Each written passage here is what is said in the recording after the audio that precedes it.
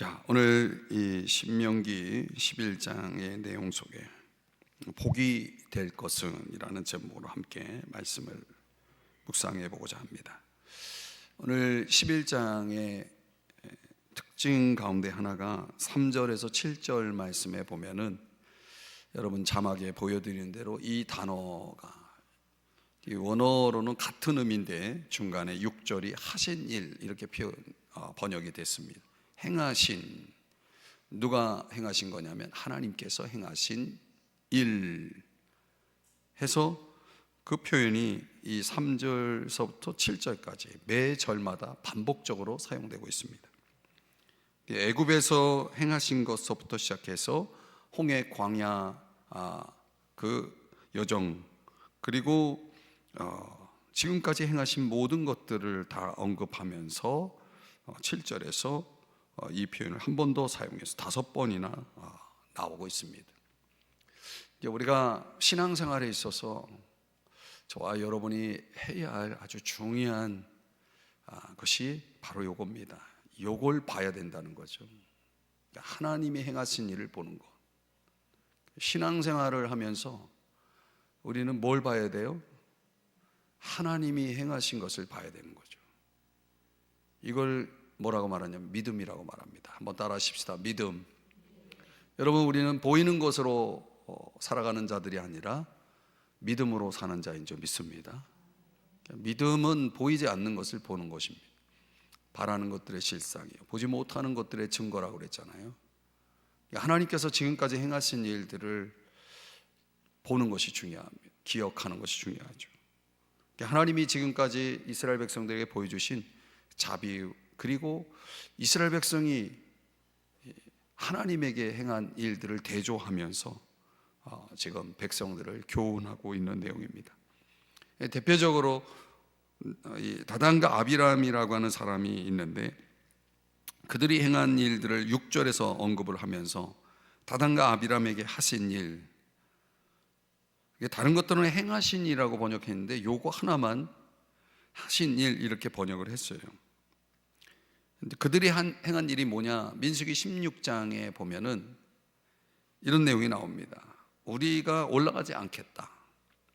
그러니까 사실 모세가 이 공동체 안에서 반란을 일으킨 그 사람, 이 다단 아비람을 호출을 하죠. 와라. 그랬더니 우리가 못 올라가겠다는 거예요. 그 리더십, 모세의 리더십에 이제 반발을 한 거죠. 당신이 뭔데 우리를 오라 마라 하느냐, 이런 식으로 대응을 하는 것입니다. 그러면서 뭐라고 얘기하냐면 13절, 내가 우리를 젖과 꿀이 흐르는 땅에서 이끌어내요. 여기서 말하는 젖과 꿀이 흐르는 땅은 이들이 말하고 있는 그 땅은 애굽을 얘기하는 겁니다. 근데 우리가 젖과 꿀이 흐르는 땅은 원래 어디죠? 가나안이잖아요. 가나안 땅을 가리켜서 하는 얘기가 아니고 과거 종살이 했던 애굽을 젖과 꿀이 흐르는 땅으로 비유하면서 거기서 이끌어내어 우리를 광야에서 죽이려 함이 어찌 작은 일이기에 오히려 스스로 우리 위에 왕이 되려 하느냐. 한마디로 모세에 대한 불신이 아니라 하나님에 대한 불신을 드러내고 있는 거죠.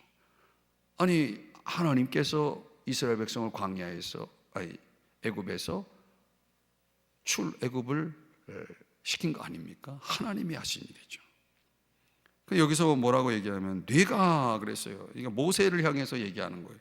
그럼 모세가 젖과 꿀이 흐르는 땅, 그들이 말하는 애굽 땅에서 이끌어낸 것이 아니라 하나님이 이끌어낸 거죠. 하나님에 대한 불신을 드러낸 겁니다.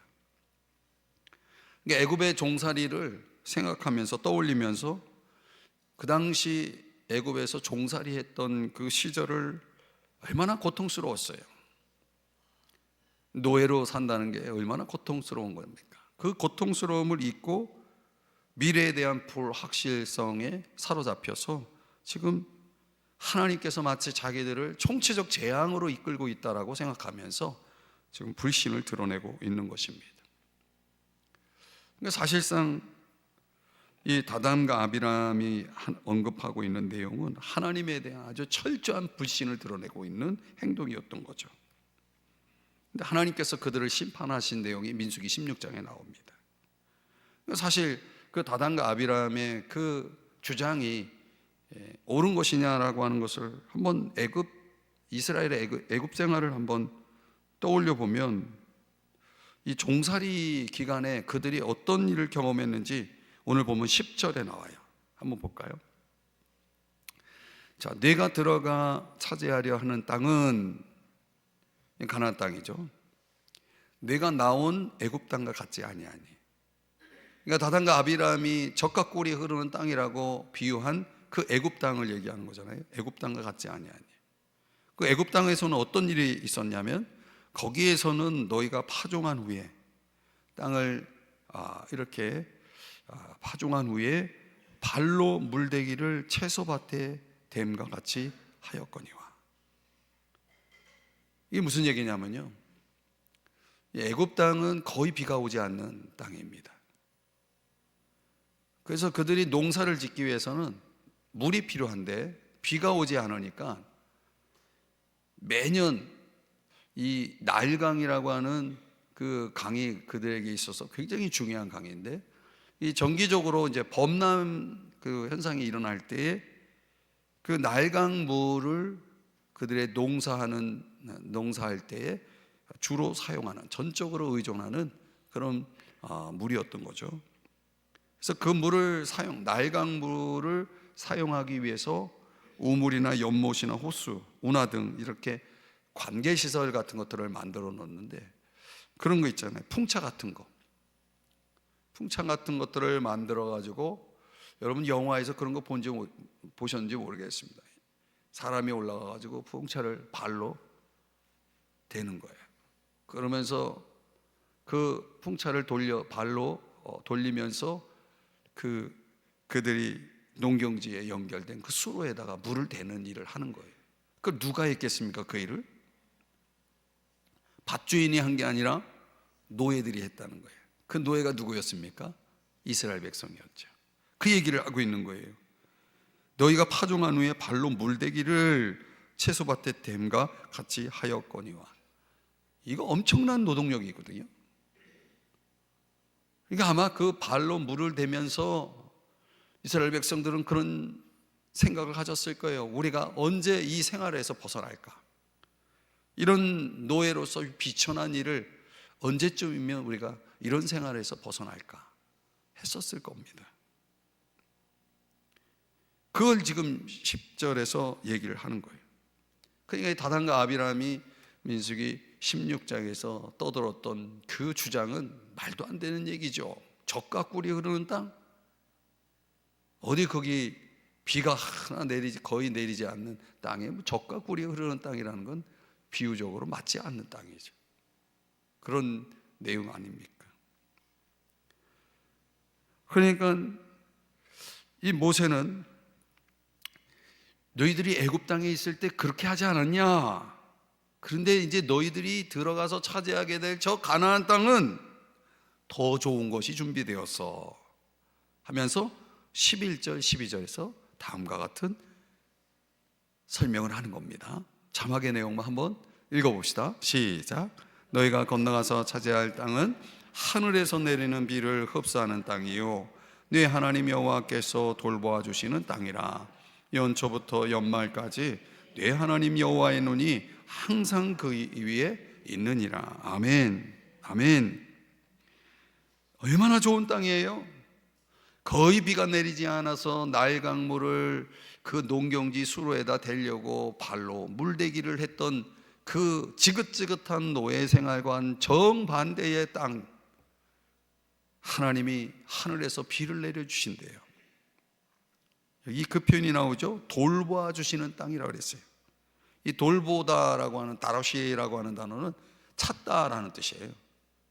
그게 무슨 의미냐면 하나님이 일일이 찾아가 다니면서 누가 어떤 필요가 있는가 해가지고 백성들을 일일이 찾아다니면서 세심하게 그들의 필요를 채워준다라는 의미의 다라시라고 하는 단어를 사용하고 있어요.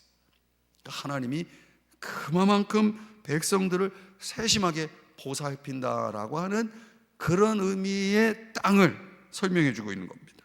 거기에다가 그런 세심한 보살핌이 어느 기간 동안 이어지냐면 연초부터 연말까지. 무슨 뜻이에요? 1년 내내. 이럴 때는 좀 아멘 좀 하세요. 세상이 부흥사가 아니다 보니까 여러분들이 그런 훈련이 안 돼가지고 좀 믿어지고 막 사모가 되면 아멘 좀 하세요. 네. 그래도 아멘을 안 하세요. 연초부터 연말까지라는 것은 뭐 시간적으로는 1년 내내인데 끊임없이라고 하는 것을 강조하기 위해서 이 표현을 쓰고 있는 거죠. 여러분, 하나님이 여러분의 인생을 끊임없이 보살펴 주신다고 믿어지시는 분만 아멘 해보십시오. 네, 조금 이제 좀 통하네요. 그러니까 매 순간, 매 초, 매 시마다 하나님의 보살핌이 작동되는 땅, 그게 가나안 땅이라는 거예요. 그러니 가나안 땅에서의 농사법은 신앙 농사법이에요. 그 철저하게 하나님의 돌보심 속에서 이루어지는 그런 농법인 거죠. 신앙 농법이죠. 가나안 땅에 들어갔다라고 한다면 적어도 그 하나님에 대한 연초부터 연말까지 끊임없이 세심하게 돌봐주시는, 보살펴주시는 하나님에 대한 믿음, 신뢰, 이런 것 속에서 살아가는 땅. 여러분, 그런 땅에서 이스라엘 백성들이 살게 된다는 거예요. 그런데 조건이 있어요.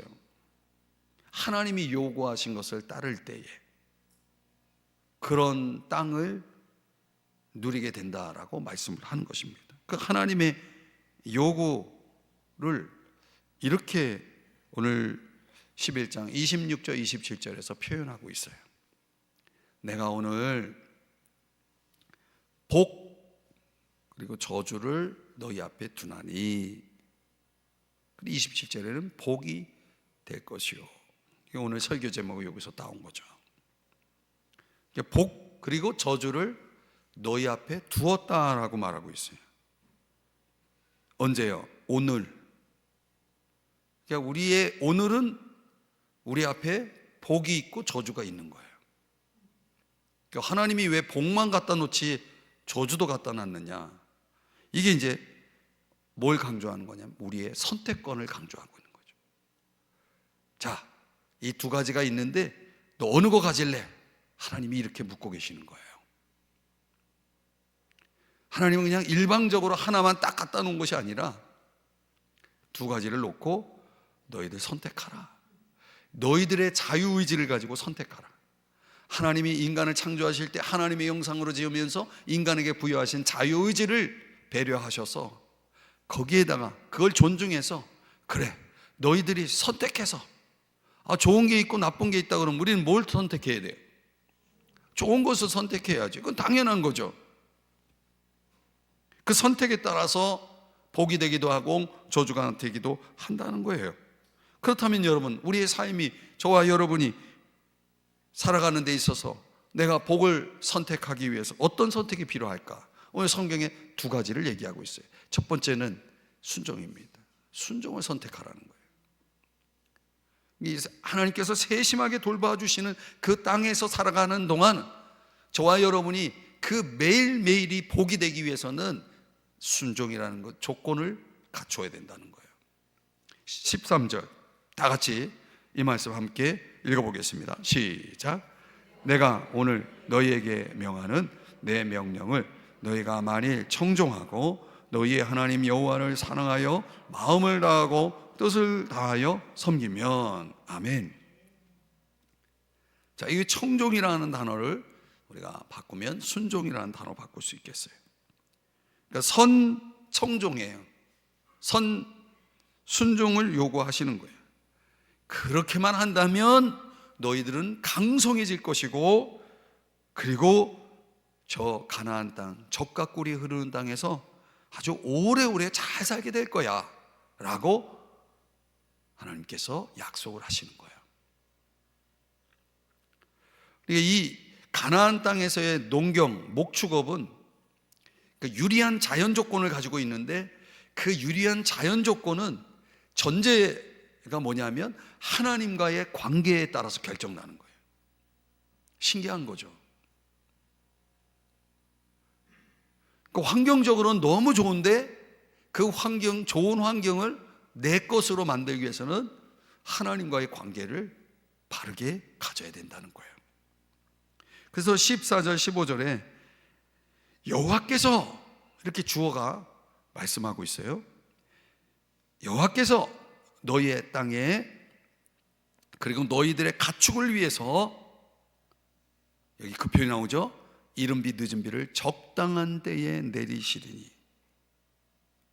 그러니까 하나님과의 관계가 좋으면 이 충족 조건이 갖춰지게 되는 거죠. 그러니까 비가 내려야, 이른 비라고 하는 것은 10월에서 11월 경에 땅을 기경하기 위해서 어느 정도 땅이 딱딱하게 굳어 있으면은 기경하기가 어렵잖아요. 그 땅을 부드럽게 만들어주는 비가 필요한 거예요. 그게 바로 이른 비예요. 곡식으로 말하면 어떤 추수를 위해서, 곡식 추수를 위해서도 도움을 받는 것이죠. 그러니까 이 곡식 추수는 이 10월에서 11월에 있고, 과일 추수는 3월에서 4월에 있는 거예요. 그러니까 이스라엘 그 가나안 땅은 추수를 2번 하는 거예요. 과일 추수는 3월, 4월이고 곡식 추수는 10월, 11월인데, 그 10월, 11월에 곡식 추수를 위해서, 또 땅 기경을 위해서 이른 비가 내리고, 또 과일 추수를 위해서 새 포도주, 무화과, 이런 여러 가지 중요한 추수, 그 추수를 위해서는 늦은 비라고 하는, 우리로 말하면 봄비예요. 늦은 비가 내려야 하는 거죠. 그럼 늦은 비가 내리면요, 이제 또 풀이 자랄 거 아닙니까? 그 풀이 자라면 그 풀은 누가 먹느냐? 가축들이 또 먹는 거예요. 그러니까 가축업은 농경업하고 뗄래야 뗄 수가 없어. 농경이 잘 되면 가축도 잘 되는 거죠. 그러니까 하나님께서 적당한 때를 우리말로 번역하면 계절별로, 계절에 따라서. 여러분, 여름인데 눈이 내려봐요. 큰일 나잖아요. 그러니까 우리나라 농사도 하늘이 어떻게 하느냐에 따라서 결정나잖아요. 그런데 요즘 인간은 과학의 힘을 빌어가지고 하늘이 어쩌고 저쩌고 해도 그냥 하우스 같은 그런 것들을 첨단 시스템을 만들어가지고 AI에 의해가지고 농사를 짓는단 말이에요. 그러니까 하나님을 우습게 한단 말이에요. 하나님을 두려워하지 않는. 그러나 이 가나안 땅은 하늘이 닫아버리면, 닫혀 있으면 끝나는 거예요, 게임은. 근데 그 귀한 비가 내려야 농사도 짓고 가축도 기르는데, 그걸 언제 내리겠다라고 말하냐면 적당한 때 내리겠다는 거예요. 근데 그 적당한 때가 어떤 조건을 갖출 때냐면 청종하면. 비가 당연히 내려야 되는데 내리지 않는 거, 그러면 청종을 안 하고 있는 거예요. 여러분, 근데 이스라엘 백성들이 가나안 땅에서 풍요를 누려요. 아주 포만 속에서 생활을 해요. 이유가 뭐예요? 하나님이 비를 주셨기 때문이죠. 그죠? 하나님의 복 주심으로 풍요를 얻게 된 것입니다. 근데 이스라엘 백성들이 그 풍요, 하나님의 은혜로 주어진 그 풍요를, 과거의 그 사건들의 어떤 교훈을 배우지 못하면 그 풍요의 때에 백성들이 하나님을 버리는 거예요. 배교죠. 그래서 오늘 보면 16절에서 이런 경고를 하고 있는 거죠. 다 같이 읽어볼까요? 시작. 너희는 스스로 삼가라.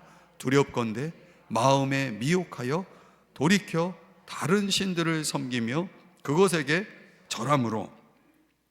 스스로 삼가라. 두렵건대 마음에 미혹하여.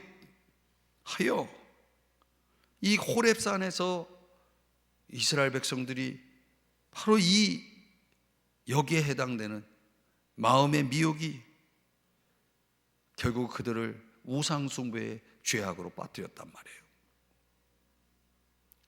이 가나안 땅에서의 풍요가 하나님이 비를 주시느냐 안 주시느냐에 따라서 결정되는 것인데, 글쎄 백성들이 가나안의 신들이 비를 주신 것처럼 다른 신을 섬기면서 이 풍요는 가나안의 그 바알 신이, 아세라 신이 땅을 풍요롭게 해서 우리가 이런 수확을 얻었소 하고서 그 다른 신에 가가지고 절하는 일들을 벌이는 이런 경고를 지금 하고 있는 겁니다. 결국은요, 여러분, 사사기의 200년 역사가 이 경고 그대로 돼요. 하여튼 풍요만 주면 백성들은 다 하나님 버리고 이방신들에게 가서 절하고 사는 거예요. 이 배신의 역사가, 배교의 역사가 사사기 이야기란 말이죠. 그 미혹이라고 하는 단어는 무슨 뜻이냐면 열다라는 뜻이에요. 뭘 여는 건? 마음을 여는 거예요. 마음을 열었다는 것은 결국 방심했다는 얘기죠. 여러분, 우리 신앙인들이 방심하면 어떻게 돼요? 미혹에 빠지는 거예요. 미혹에 빠지면 하나님이 아닌 다른 신에게 가는 거예요. 그래서 베드로전서 5장 8절에 뭐라고 말합니까? 근신하라, 깨어라 라고 말씀을 하는 거예요. 우리가 조금이나마 방심하고 부주의하면 우리 마음이 하나님이 아닌 다른 곳에 가 있는 거예요. 여러분, 근신하고 깨어 계십니까?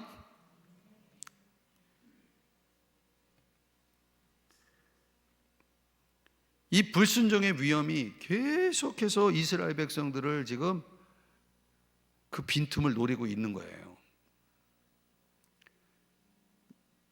우리도 마찬가지죠. 오늘이라는 이 시간이 우리에게 주어졌을 때 우리가 복과 저주가 우리 앞에 있단 말이에요. 끊임없이 마귀가 우리의 마음과 생각을 하나님에게서 다른 곳으로 우리의 눈을 두게 만들고 계속 우리를 미혹하고 있는 그런 상황에서 우리가 방심하면요, 그냥 마귀에게 질질 끌려 다니는 그런 신세가 되는 거죠. 그 힘에 이끌려가지고 붙들려가지고 헤어나오질 못하는 거예요. 여러분, 지금 이번 주 새벽에 묵상 본문인 삼손의 이야기를 보세요.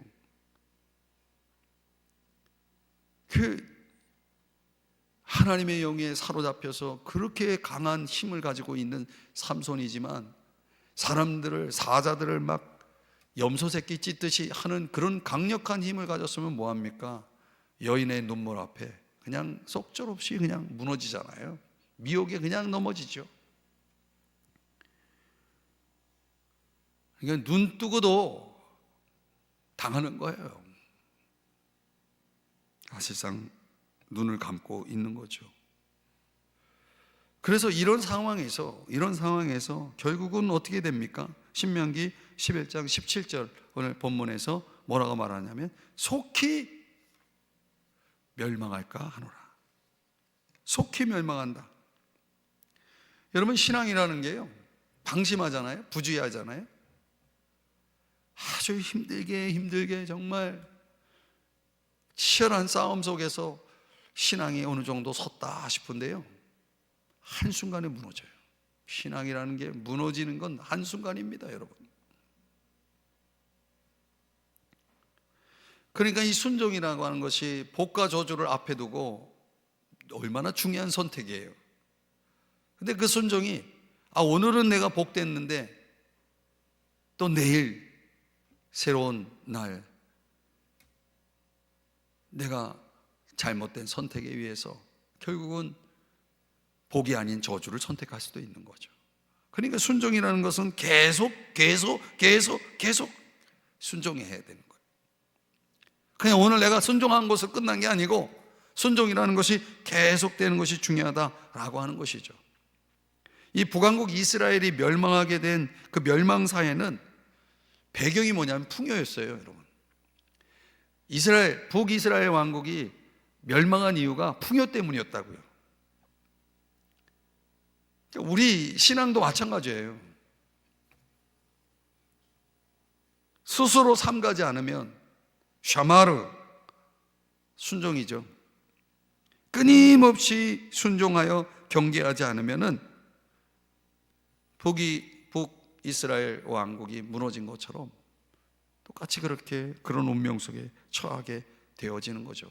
하나님께서는 배교에 대한 그런 철저한 반응을 말씀하셨어요. 내가 하늘의 비를 닫겠다 그랬어요. 하늘을 닿아가지고 비가 내리지 않게 하시겠다라고 한다는 것은 이 가나안 젖과 꿀이 흐르는 옥토 땅이 뭐가 된다는 거예요? 사막이 된다는 거죠. 황무지가 된다는 거죠. 여러분, 이걸 영적으로 우리가 한번 풀어서 적용을 하면 그거예요. 오늘 내가 하늘의 그 은혜의 단비가 내 심령 가운데 내리지 않으면요, 나는 사막과 같은 그런 심령으로 사는 거예요. 황폐한 심령으로 사는 거죠. 거기에는 어떤 열매도 복됨도 존재하지 않는 거죠. 하나님의 은혜의 단비를 받지 못하는 인생은 그냥 그 자체가 황무지라는 것을 말씀하고 있는 거예요. 그러니까 은혜를 받은 마음밭이 마가복음 4장 20절에 말하는 것처럼 30배, 60배, 100배의 결실을 맺을 수 있는 조건이 갖추어지는 거잖아요. 그죠? 사랑하는 여러분, 우리가 거듭거듭 듣는 이야기지만 중요한 건 생활 속에서 적용하는 거죠.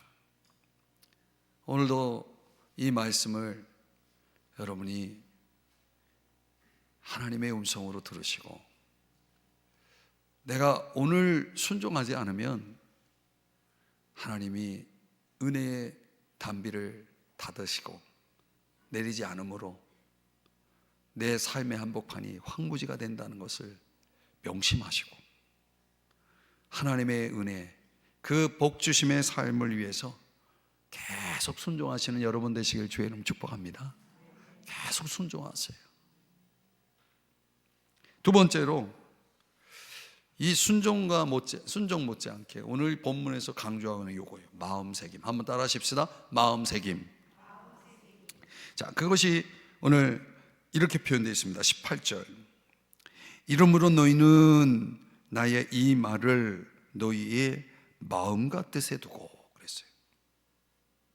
나의 이 말, 여기까지 요 내용은 바로 11장 1절에서 17절까지. 지금 두 번째로 18절 나누고 있는데 그 17절 앞에 내용을 다 포함하고 있는 거예요.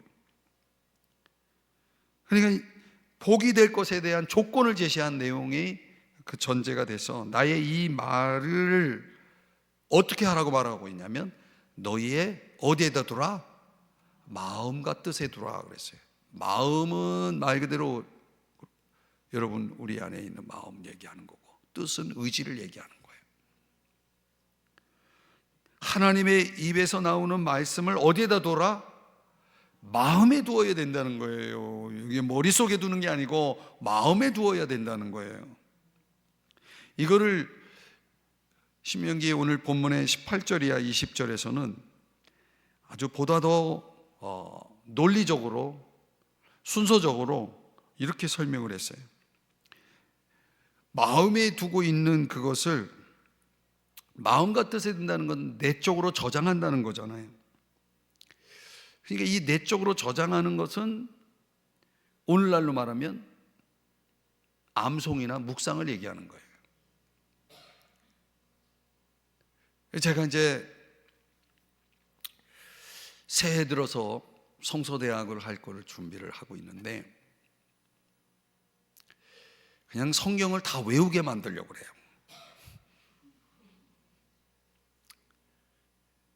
여러분들을 겁주려고 하는 얘기가 아니고 제가 하려는 대로만 하면 여러분이 성경을 다 외울 수 있어요.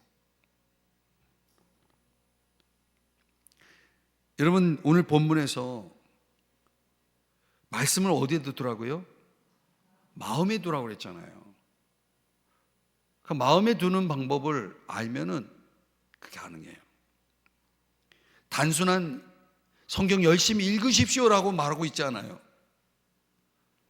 마음에 두라고 하는 얘기는 암송, 묵상을 강조하고 있는 겁니다. 그러니까 우리가 하나님의 말씀을 개인적으로 습득하는 것이 전제가 되는 것이 내가 내 삶이 복이 되는 중요한 요소라는 거예요. 그러면 내 마음에 두는 것만 거기서 끝나는 게 아니라 손목에도 착용하래요. 말씀을. 또 미간에도 말씀을 또 착용하라는 거예요.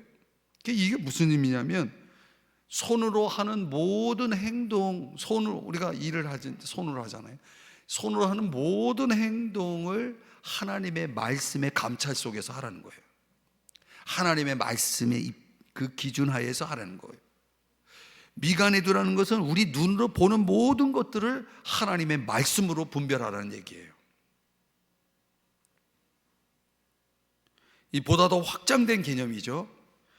거기에다가 그 다음에 19절에 보니까 가르치며 또 강론하고, 가르친다라고 하는 것보다는, 가르친다는 것은 조금 일방적인 부분이라면 강론은 상대방에게 충분한 동의를 얻을 수 있을 만큼 납득을 시킨다는 것을 얘기해요.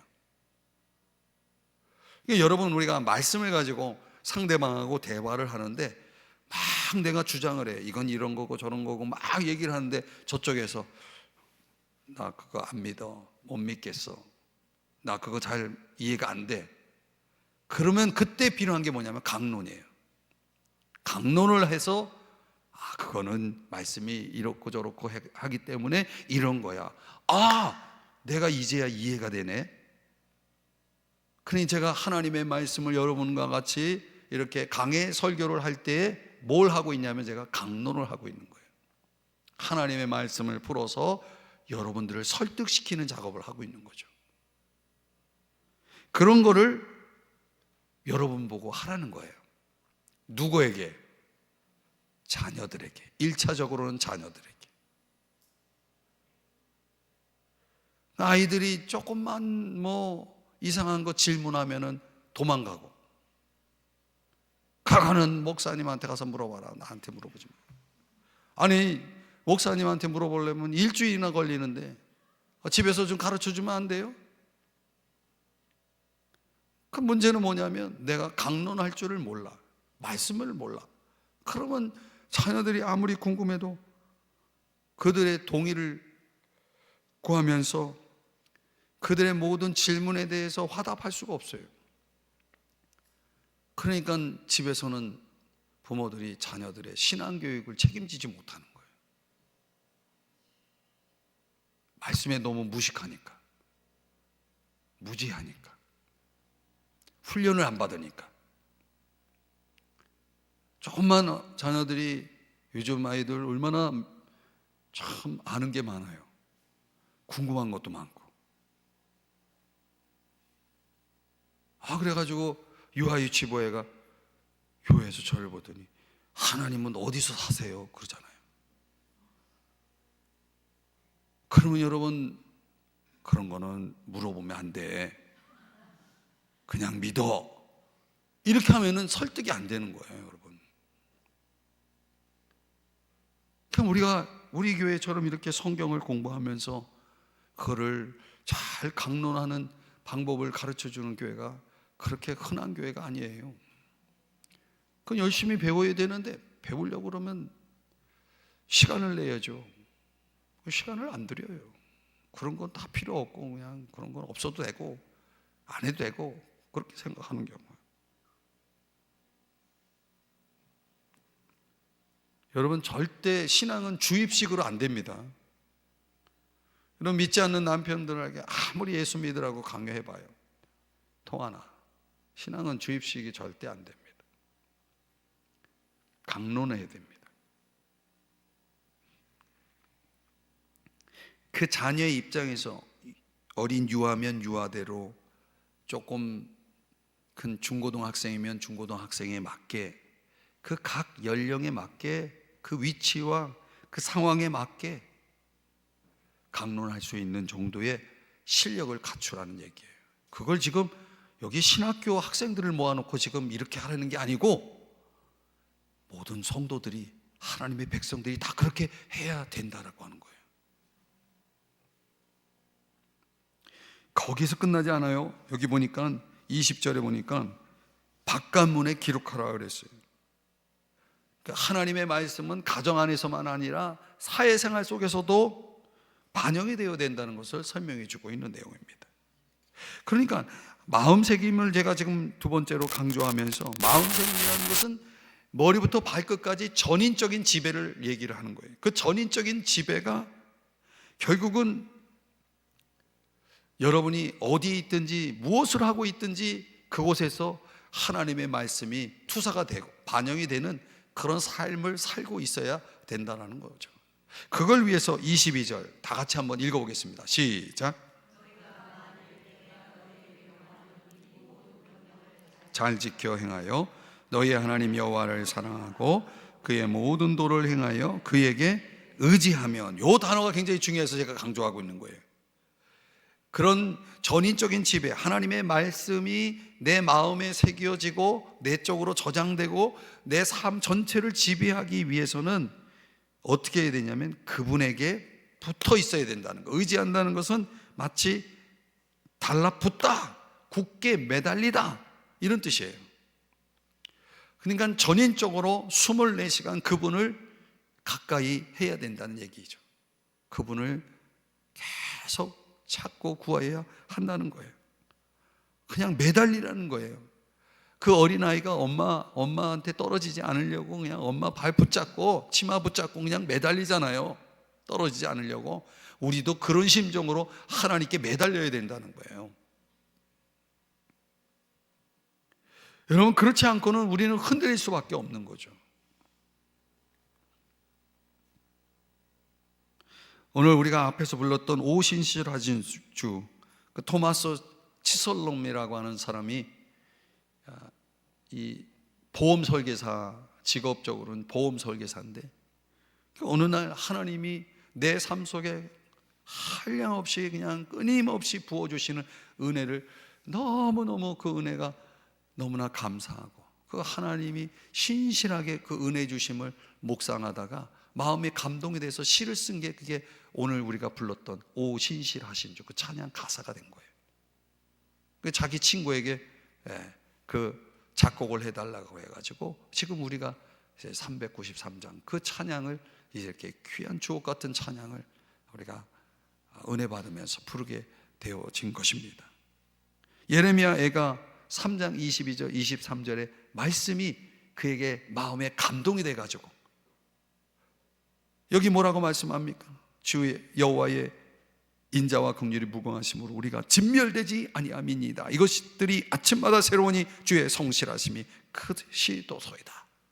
아침마다 새로운 이 주님의 그 성실하심, 신실하심 앞에 압도되고 감동돼서 그걸 찬송시로, 시로 표현한 내용이었던 거죠.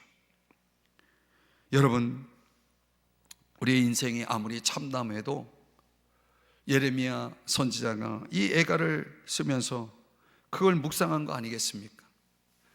내 현실이 아무리 참담할지라도, 그러나 우리가 여호와의 신실하심, 성실하심을 묵상할 때에 하나님께서 오늘 여전히 당신의 그 신실함으로 우리를 세밀하게 보살펴 주실 것을 믿고 그분을 찬양하고 감사하는 여러분 되시기를 바랍니다.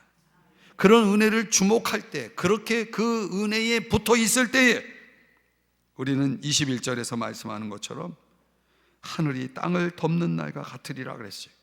이게 무슨 표현이냐면 하늘이 땅 위에 있는 날만큼이니까 결국 영원한 삶을 얘기하는 거예요.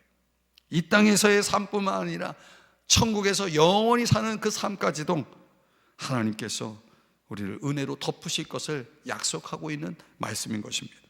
그래서 23절, 25절에서는 그 결과를 더 확장해서 너희들이 가나안 땅에 있는 사람들을 다 쫓아낼 거다라고 합니다. 이건 지배권, 통치권을 말씀하고 있는 겁니다.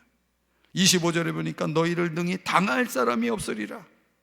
천하무적의 위세를 떨칠 것을 말씀을 하고 있는 것입니다. 바로 이런 약속 때문에 저 여리고성의 기생 라합이 벌벌 떨었던 거 아니에요? 기브온 족속이 이스라엘 백성들이 그들을 지금 향해 다가오고 있는 것을 보고서 벌벌 떨었던 거 아니에요? 사랑하는 여러분, 이런 일들이 어떻게 이루어질 수 있었느냐? 그분에게 달라붙어 있었기 때문에, 그 달라붙어 있게 만든 그 선행적 행위가 뭐냐면 마음새김이라는 거예요. 하나님의 말씀을 우리의 마음에 저장하는 이런 행위를 통해서 그분에게 달라붙어 있는 거예요. 말씀으로 붙어 있는 거예요. 그래서 너희가 내 안에 거하고 내 말이 너희 안에 거하면 무엇이든지 원하는 대로 구하라. 그리하면 이루리라. 할렐루야. 여러분, 그래서 26절에 오늘 이것을 또 강조하고 있는 거예요. 복과 저주를 너희 앞에 두었는데 너희들 선택하라는 거예요. 29절에서는 뭐라고 말씀합니까? 그리신 산에서는 축복을 선포하고 에발산에서는 저주를 선포하라 그랬어요. 결국은 우리의 충성이 하나님이냐 아니면 하나님이 아닌 그 반대편이냐에 따라서 축복이 선포되고 어느 날은 저주가 선포되고 그러는 거예요.